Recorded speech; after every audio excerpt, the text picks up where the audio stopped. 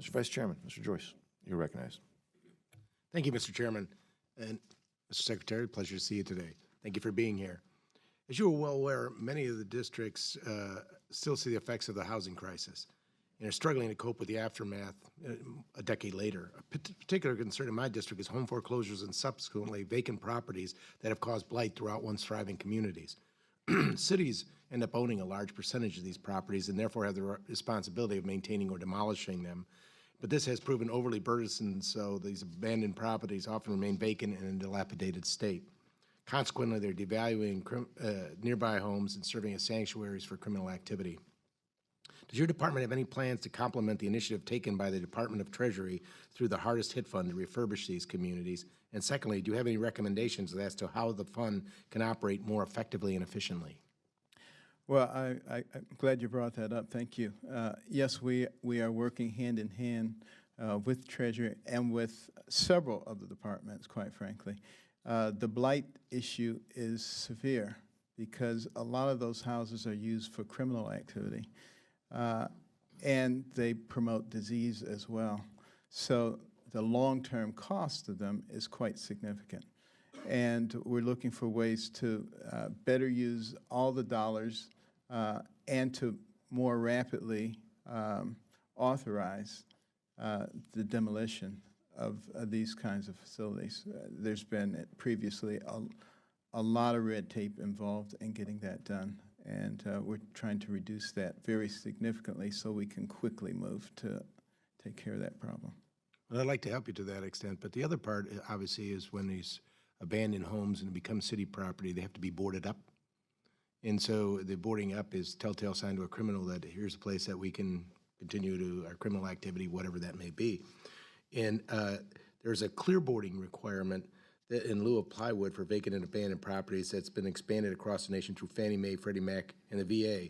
And they've begun reimbursing them for the full cost of clearboarding, given it cost efficiency and its long-term benefits. Has your department done any recent assessments on the benefits of clearboarding technology in preserving vacant and abandoned homes? I believe that is something that's being looked at, but I have not been given a full appraisal on that yet. We'll look into that.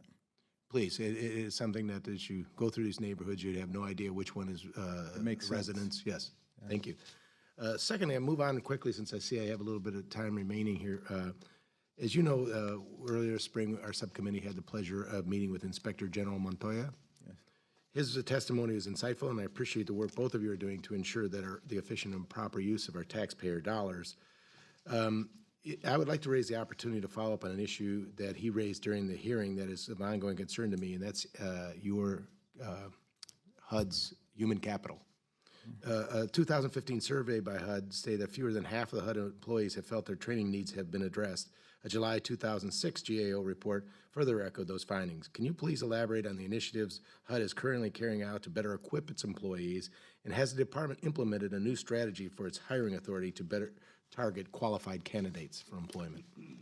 Yes, our Department of Human Capital is in the process of being beefed up, so to speak, as are several of our departments. Many of the findings that Inspector General Montoya found, there are 11 material weaknesses, very, very legitimate. I've looked at, I've talked to him about them, and we're going to address all of them.